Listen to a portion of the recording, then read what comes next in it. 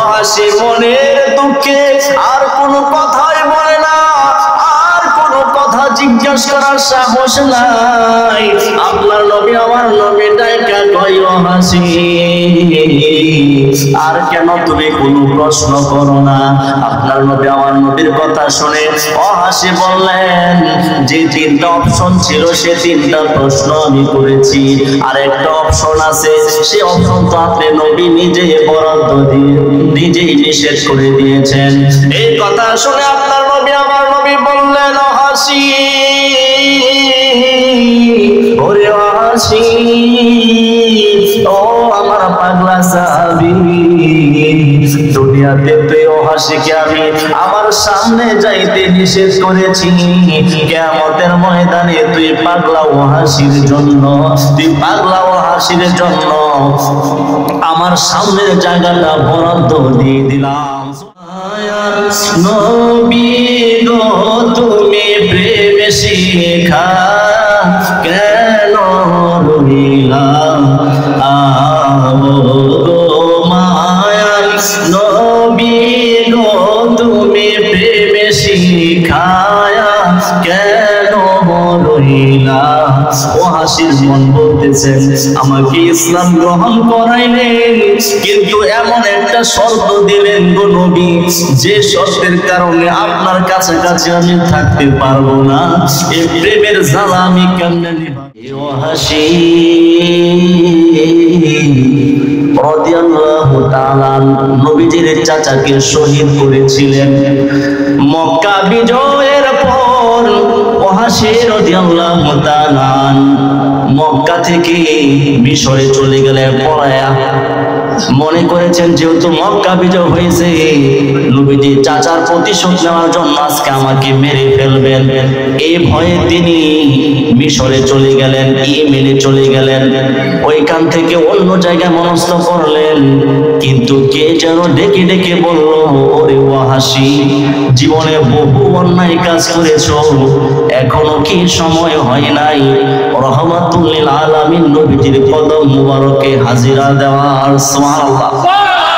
ওহাসির মনের মধ্যে একটা টান মারলো, আমি তো সত্যি সারা জীবন অন্যায় কাজ করেছি, মনে হয় রহমাতুল লিল আলামিনের দরবারে যাওয়া আমার দরকার। কিন্তু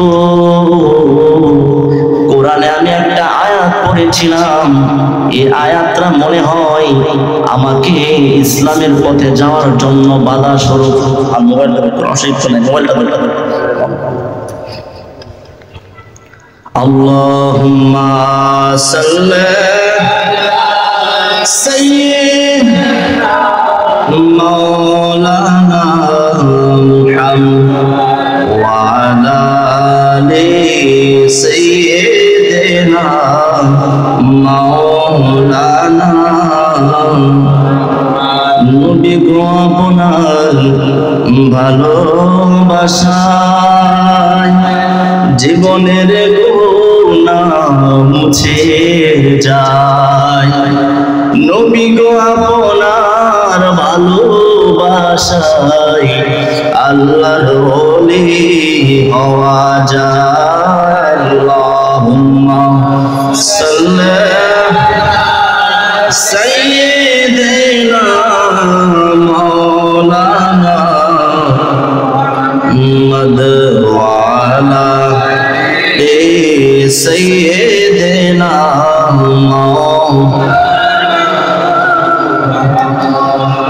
আপনার নবী আমার নবীর সাহাবী ওহাসি রাদিয়াল্লাহু তাআলা নবীর দরবারে চিঠি পাঠাইলেন, ওগো মায়ার নবী, দয়ার নবী, আমার তো মন চাই ইসলাম ধর্ম গ্রহণ করার জন্য, কিন্তু কোরআনের একটা আয়াতের কারণে আমি ইসলাম ধর্ম গ্রহণ করতে পারি নাই, আমি সেই দিকে সাহস করি নাই।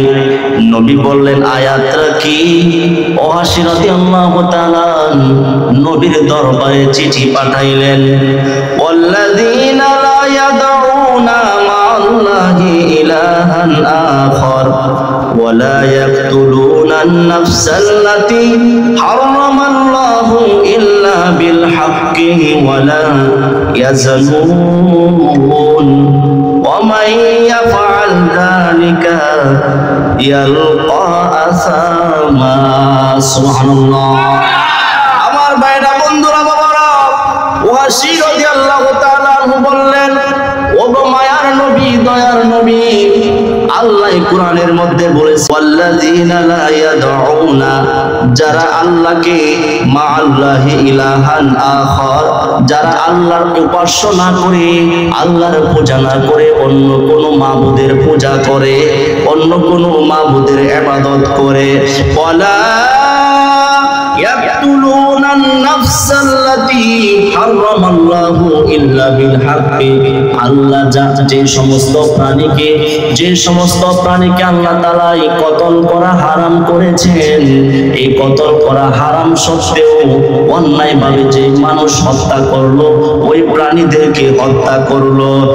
এরপরে বললেন ওয়ালা ইয়াজনুনা, এবং যারা জিনা করলো, ব্যভিচার করলো, এই ব্যভিচার করলে ওয়ামাইয়া ফাল, এই কাজগুলি যারা করবে, যালিকা ইয়ালকা আসামা, আল্লাহ তাদের জন্য শাস্তি রেখেছেন। আমার ভাইরা বন্ধুরা বাবারা, এই আয়াতটার কারণে ওয়াসি রাদিয়াল্লাহু তাআলা ইসলামের মধ্যে আনতে পারেন নাই, নবীর দরবারে চিঠি পাঠাইলেন, আমি তো অন্য উপাস্যের ইবাদত বন্দেগী করেছি এবং আমি মানুষও হত্যা করেছি, আমি জিনা ব্যভিচারও করেছি, এই তিনটা দোষের কথা আল্লাহ বলেছেন, এই তিনটা দোষ আমার মধ্যে আছেন, আমি কেমনে ইসলামের ছায়া তলে আসব? আপনার নবী আমার নবী ডাইকা বললেন, ওয়াসি ওরে আমার পাগলা, তুমি শুনে রাখো, আল্লাহ কোরআনের মধ্যে আয়াত নাযিল করেছেন, ইল্লা মান তাবা ওয়া আমানা ওয়া আমিলা আমালান সালিহান ফাউলাইকা ইউবাদদিলুল্লাহু সাইয়্যাতিহিম হাসানাত ওয়া কানা আল্লাহু গফুরার রহিমা। সুবহানাল্লাহ। আমার ভাইরা বন্ধুরা বাবারা, আল্লাহ বলেছেন যারা তওবা করবে এবং ঈমান আনবে, ঈমান আনার পরে আমলে সলে করবে, সৎ কাম করবে, তাদেরকে আল্লাহ তাআলা ইউবাদদিলুল্লাহু সাইয়্যাতিন হাসানাতিন, তাদেরকে আল্লাহ তাআলা তাদের খারাপ কাজগুলি উত্তম কাজের পরিবর্তন করে, উত্তম কাজে পরিবর্তন করে দিবেন। শুধু তাই নয় বাবা, ও কানাল্লাহু গফুরুর রহিমা, তারা যেন আমি আল্লাহকে গফুরুর রহিম হিসাবে পাবে, অর্থাৎ তারা আমি আল্লাহকে ক্ষমাশীল হিসাবে পাবে, দয়ালু হিসাবে পাবে। সুবহানাল্লাহ। ওয়াসি রাদিয়াল্লাহু তাআলা আনহু বললেন, ও মায়ার নবী, দয়ার নবী, এইখানেও তো একটা পেঁচ আছে। নবী বললেন, পেঁচটা কি? পেঁচটা হলো আল্লাহ বলেছেন আমানা, ঈমান আনার পরে, আমিলা আমালান সালিহা, ঈমান আনার পরে সত্য আমল করতে হবে, সঠিক আমল করতে হবে, ভালো কাজ করতে হবে। ও গো মায়ার নবী, আমি যদি ঈমান আনার পরে যদি আমি সৎ কাজ করার সে সময়টুকু না পাই, আজরাইল যদি আমার কাছে চলে আসে, তাহলে তো আমি মাপ পাবো না, সেই জন্য আমি আর ইসলাম গ্রহণ করব না। আপনার নবী আমার নবী ডাইকা বললেন, ওয়াসি, এই কাজে যদি তোমার ভয় হয়, তুমি যদি সৎ কাজ করার ভয় করো, আল্লাহর আরো ঘোষণা আছে, তুমি জানোনি? আল্লাহর ঘোষণা হইল, ইন্নাল্লাহা লা ইয়াগফিরু আন ইউশরিকা বিহি ওয়া ইয়াগফিরু মা দুনা যালিকা লিমান ইয়াশা। ওরে ওয়াসি, নিশ্চয় আল্লাহ তাআলা ক্ষমা করবেন না আন ইউশরিকা বিহি, যারা শিরক করবে আল্লাহর সাথে, ওয়া ইয়াগফিরু মা দুনা যালিকা লিমান ইয়াশা। তবে রে ওয়াসি, আল্লাহর সাথে শিরক করার চাইতে আরো নিকৃষ্ট যদি কোনো কাজ তুমি ওয়াসি করো, আল্লাহ যদি চায় তোমাকে ক্ষমা করে দিতে পারে। ওয়াসি বলেন, না গো নবী, হবে না। নবী বললেন, কেন হবে না? আল্লাহ বলেছেন লিমাইয়াশা, যদি চায়ের ভিতরে আল্লাহ দিতেও পারে, নাও দিতে পারে। যাদেরকে আল্লাহ তাআলা ক্ষমা দিবেন না, মাফ করবেন না, তাদের ভিতরে যদি আমি ও হাসি পড়ে যাই তাহলে তো আমার কোনো লাভ হবে না। আপনার নবী আমার নবী কোনো হাসি ও আমার পাগলা, তুই আমারে প্রেমের আগুন জ্বালাইয়া দিলে, প্রেমের আগুন জ্বালাইয়া দিলে।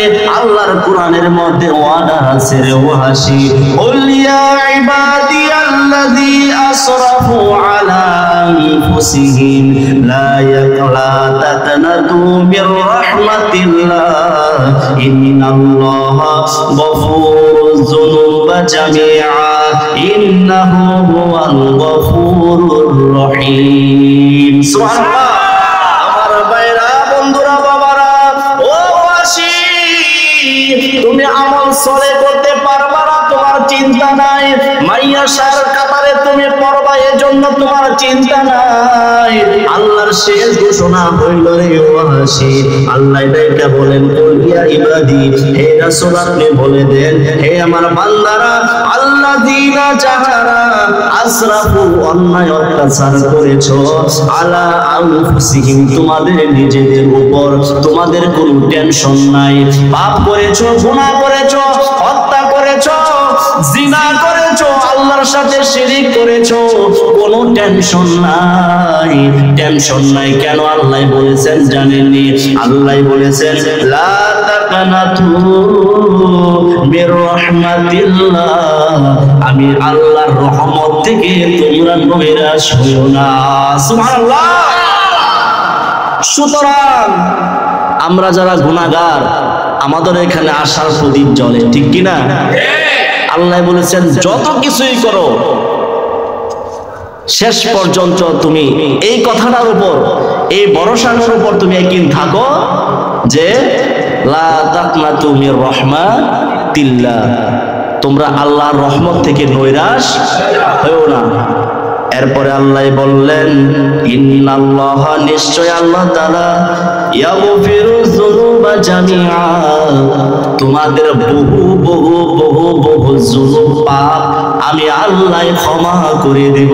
সুবহানাল্লাহ। আমি আল্লাহ ক্ষমা করে দেব। ইন্নাহু হুয়াল গফুরুর রহিম, নিশ্চয়ই আল্লাহ ক্ষমাশীল, অতি ক্ষমাশীল এবং অতি দয়ালু। সুতরাং যা কিছুই করো না কেন আল্লাহকে ক্ষমাশীল হিসেবে পাইবা, গফুরুর রহিম হিসেবে পাইবা। এই কথা যখন ওয়াসি রাদিয়াল্লাহু তাআলা আনহুর কাছে পৌঁছলো, ওয়াসি রাদিয়াল্লাহু তাআলা আনহু মদিনায় চলে আসলেন। মদিনায় চলে আসার পরে নবীর দরবারে আসলেন। নবী বললেন, তুমি কি ওয়াসি? সুবহানাল্লাহ। তুমি কি হাসি? ও পাগলা, এতক্ষণ পর্যন্ত আমার সাথে প্রেমের খেলা খেলেছো, তুমি কি সেই ওয়াহাসি যে ওয়াহাসি আমার চাচার মর্মান্তিক ভাবে শহীদ করেছিল? তুমি কি সেই ওয়াহাসি? ওয়াহাসি দাইকা বললেন, নবীজি, আপনার চাচাকে শহীদ করার কারণে তো আমি এত ভয় আছি, না জানি আল্লাহর দরবার থেকে আমি ক্ষমা না পাই। যেহেতু আপনি সুসংবাদ দিয়েছেন লা তাকনাতু মির রাহমাতিল্লাহ, আল্লাহর দরবার থেকে নৈরাশ না হওয়ার জন্য এই ভরসাটা নিয়ে আপনার দরবারে আসলাম গো নবী, আপনি আমাকে মুসলমান বানাইয়া দেন। আপনার নবী আমার নবী বললেন, হাসি, আমি আজকে অনেক খুশি হয়েছি রে হাসি, তুমি মুসলমান হচ্ছ, কিন্তু হাসি তোমার একটা শর্ত আছে রে হাসি। আমি নবী যতদিন জাহিরি জীবনে দুনিয়াতে থাকবো ততদিন আমার সামনে তুমি আসতে পারবা না।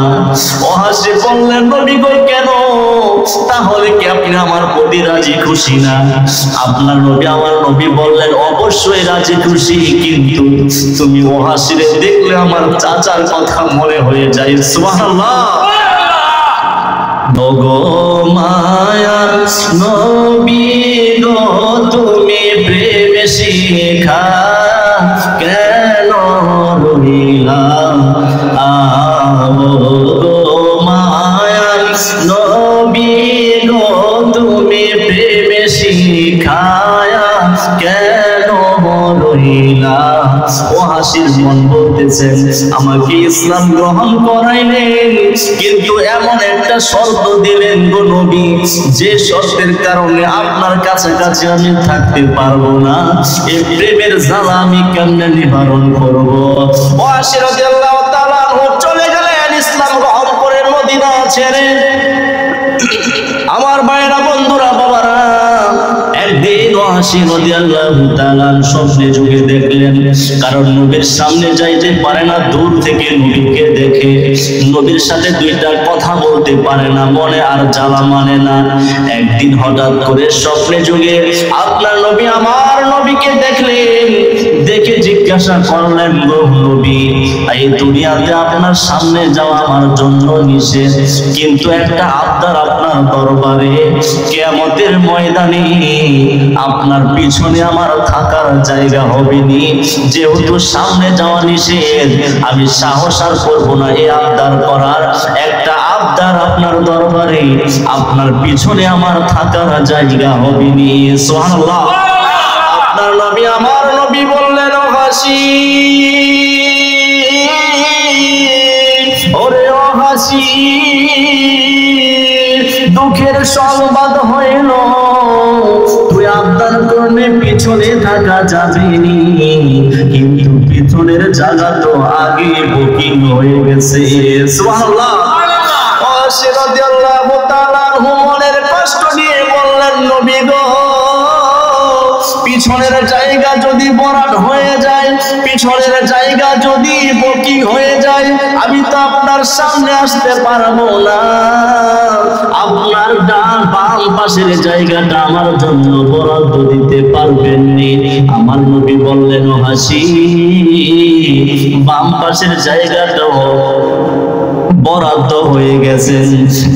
এবার ওয়াহাশী শেষ চান্স নিয়ে মনের দুঃখটা নবীর কাছে ব্যক্ত করলেন, গো নবী, তাহলে সাহস করে আরেকটা কথা আপনার দরবারে পেশ করি গো নবী, আপনার ডান পাশে আমি ওয়াহাশীর জন্য একটু জায়গা হবে নি।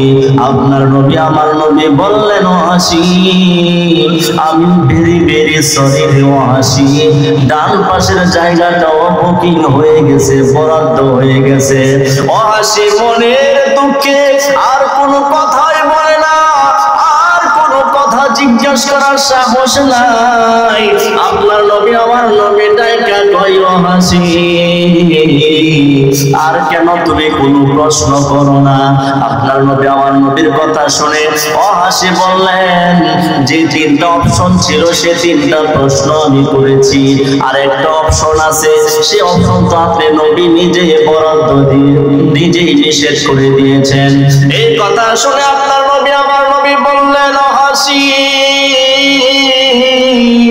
ওরে ওয়াহাশী, ও আমার পাগলা সাহাবী, দুনিয়াতে তুই ওয়াহাশীকে আমি আমার সামনে যাইতে নিষেধ করেছি, কিয়ামতের ময়দানে তুই পাগলা ওয়াহাশীর জন্য, তুই পাগলা ওয়াহাশীর জন্য আমার সামনের জায়গাটা বরাদ্দ দিয়ে দিলাম। সুবহানাল্লাহ।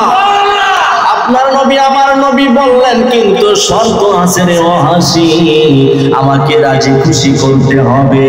ওয়াহাশী রাদিয়াল্লাহু তাআলা চিন্তায় পড়ে গেলেন, কিভাবে নবীকে রাজি খুশি করব। হঠাৎ করে নবীর যুগ পার হইল, আবু বকর সিদ্দিক রাদিয়াল্লাহু তাআলা আনহুর যুগ যখন আসলো, মুসাইলামাতুল কাজ্জাব বন্ড নবী যখন আবির্ভাব হইল, সে বন্ড নবী যখন এই দুনিয়াতে আবির্ভাব হইল, নবী দাবি করলো, ওয়াহাশী রাদিয়াল্লাহু তাআলা আনহু বললেন, এই যে সুযোগ একটা পায়া গেলাম, নবীকে খুশি করার জন্য সুযোগ একটা পায়া গেলাম। ওয়াহাশী রাদিয়াল্লাহু তাআলা আনহু মনস্থ করলেন, যেই বল্লম দিয়ে, যেই বর্ষা দিয়ে আমার নবীর চাচাকে আমি শহীদ করেছিলাম, এই বল্লমটা দিয়ে আমি মুসাইলামাতুল কাজ্জাবকে শহীদ, মুসাইলামাতুল কাজ্জাবকে জাহান্নামে পাঠাইয়া নবীর চাচার সেই প্রতিশোধ আমি নেব। কথা মতো কাজ। যখন যুদ্ধের ময়দানে চলে গেলেন, ওয়াহাশী রাদিয়াল্লাহু তাআলা বল্লমটা নিয়ে উট পেতে আছেন, মুসাইলামাতুল কাজ্জাবের ঠিক হযরতে আমির হামজা রাদিয়াল্লাহু তাআলা আনহুর যে জায়গার মধ্যে আঘাত করে শহীদ করেছিলেন, নাভির নিচে সেই জায়গার মধ্যে আঘাত করে তলোয়ার দিয়ে কোপাইতে কোপাইতে হযরত ওয়াহশী রাদিয়াল্লাহু তাআলা মুসাইলামাতুল কাজ্জাবকে দুনিয়া থেকে জাহান্নামে পাঠাইয়া নবীর চাচার সেই বদলা নিলেন। সুবহানাল্লাহ। আবার ভাইরা, বন্ধুরা, বাবারা, এই ঘটনা থেকে আমরা একটা জিনিস জানলাম, ও বাবা, যদি থাকে নসিবে আপনি আপনি আসিবে, যদি থাকে নসিবে আপনি আপনি আসিবে, জোর করে মন হরণ করো না, করে চলো না, এই যে ভীষণ যন্ত্রণা।